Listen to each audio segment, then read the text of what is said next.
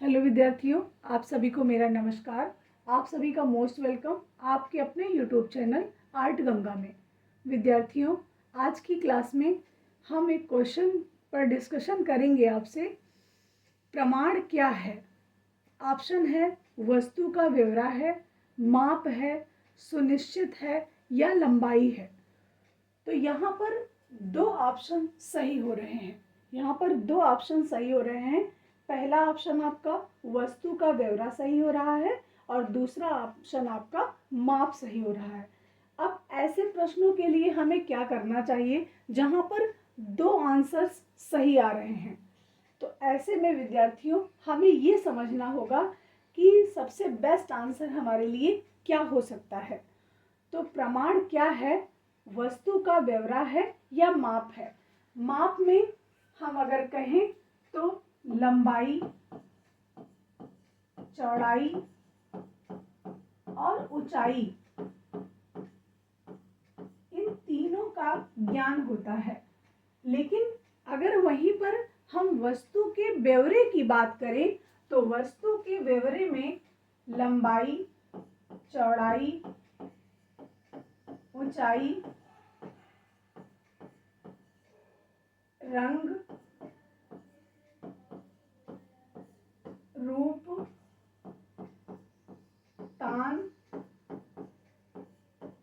लगभग समस्त चीजों का हमें ब्यौरा प्राप्त होता है। चित्र की बात हो रही है तो वस्तु का ब्यौरा जो है वो पूरी सब कुछ, माप को भी इसी में समाहित कर लिया है, लंबाई को भी इसी में समाहित कर लिया है और सुनिश्चितता को भी अपने अंदर समेट लिया है। तो ऐसे में जो हमारा सबसे बेस्ट आंसर बनेगा वह होगा वस्तु का ब्यौरा। अगर यहाँ पर यह ऑप्शन ना होता, वस्तु का ब्यौरा यदि ऑप्शन में ना होता, तब हम सेकंड नंबर पे माप को टिक करते। अच्छा, इसी के साथ हमने कुछ पॉइंट्स यहाँ पर नोट किए हैं, उनको भी देखिए। प्रमाण क्या है? ठीक अनुपात, नाप तथा बनावट, यह प्रमाण कहलाता है। तो ठीक अनुपात वस्तु का ब्यौरा में आ जा रहा है, नाप वस्तु के ब्यौरे में आ जा रहा है, बनावट वस्तु के ब्यौरे में आ जा रहा है।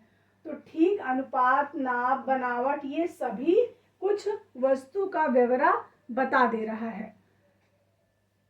प्रमाण का अर्थ आकृतियों का ठीक ज्ञान होना है। इसके अन्य नाम, प्रमाण को और किन नामों से जाना जाता है? तो इसे संबद्धता का सिद्धांत, बहुत महत्वपूर्ण है। संबद्धता का सिद्धांत कई बार पूछा जा चुका है। इसे संबद्धता का सिद्धांत, इसे माप, इसे वस्तु का ब्यौरा, इसे प्रमा शब्द से भी संबोधित किया जाता है, इसे ताल भी कहा जाता है, इसे कार्य प्रमाण भी कहा जाता है और इसे मनोत्पत्ति भी कहा जाता है। विद्यार्थियों, जितने यहाँ पर नाम मैंने आपको बताए हैं ये अभी तक शायद आप ना जानते रहे हों। तो हमारी क्लास में आपको हर वो चीज मिलेगी जिसकी आप परीक्षा में चाह रखते हैं कि हमें परीक्षा में जब हम बैठें तो हम प्रश्नों को बहुत नॉर्मल तरीके से, बहुत अच्छे तरीके से हम उसको सॉल्यूशन उसका दे सके और आपका चयन हो सके।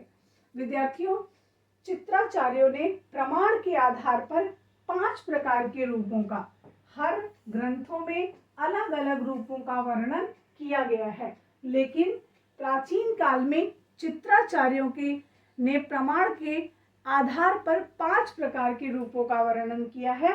ये 5 प्रकार के रूप कौन कौन से हैं ये जानते हैं। मानव, भयानक, राक्षस, कुमार, बाल, ये 5 प्रकार के रूप चित्राचार्यों ने प्रमाण के आधार पर निर्धारित किए हैं, जिसमें उन्होंने माप भी बताई है। मानव को 10 ताल का बताया है, भयानक मानव को 12 ताल का बताया है, राक्षस को 16 ताल का बताया गया है और कुमार को 8 ताल का, बाल को 5 साल का। विद्यार्थियों, बहुत सी पुस्तकों में कुमार के लिए 5 ताल भी निर्धारित किए गए हैं, लेकिन अभी उड़ीसा के पेपर में स्पष्ट कर दिया गया है कि कुमार को 8 ताल ही आपको टिक करना है। विद्यार्थियों, इसके प्रमाण, कुमार 8 ताल का है, इसके प्रमाण आपको ऑथेंटिक बुकों में मिल भी जाते हैं। तो विद्यार्थियों, प्रमाण क्या है? वस्तु का व्यवरा है। और प्रमाण का संबंध किससे है? तो प्रमाण का संबंध जो है वह खडांग से है, खडांग या षडांग से है। ये खडांग या षडांग क्या है? तो यह रूप भेद प्रमाण भाव लावण्य योजना सादृश्य वर्णिका भंग इति खडंगम, यह जयमंगला में 6 अंगों की व्याख्या खडांग कहलाती है। विद्यार्थियों, खडांग में जो प्रमाण है वह दूसरे नंबर पर आता है। पहला रूप भेद, फिर प्रमाण। तो विद्यार्थियों, ये क्लास आपको कैसी लगी आप कमेंट्स बॉक्स में जरूर लिखिएगा, और आई होप आपको प्रमाण बहुत अच्छे से समझ में आया होगा। धन्यवाद विद्यार्थियों, ऐसे पढ़ते रहें, आगे बढ़ते रहें और आर्ट गंगा के द्वारा अपनी सफलता सुनिश्चित करते रहें।